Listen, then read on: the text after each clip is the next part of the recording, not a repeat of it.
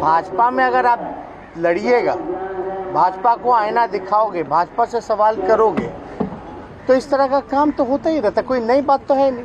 चाहे IRCTC का हो या लैंड फॉर जॉब का हो। और दूसरी महत्वपूर्ण बात यह है कि दोनों केसेस में रेलवे में आज तक, रेलवे मंत्रालय ने आज तक घोटाला माना ही नहीं।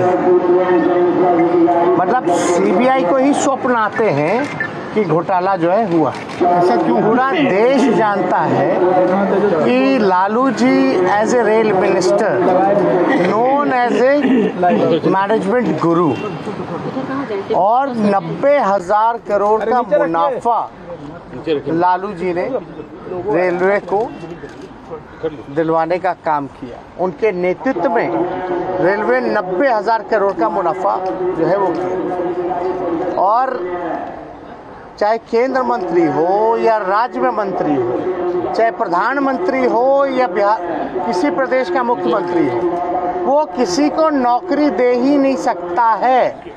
वो एक विभागीय प्रक्रिया है जिसको फॉलो करना पड़ता है नौकरी को लेकर के। आप बता दीजिए, कोई मंत्री साइन कर दे और किसी को नौकरी मिल जाए,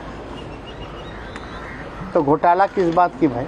अभी बताइए, आप तो इन पे छापा मार रहे हैं। अभी पीएम केयर वाला जो फंड में जो कोरोना काल में जो आपको इतना हजारों करोड़ रुपया डाला, वो पैसा कहाँ गया?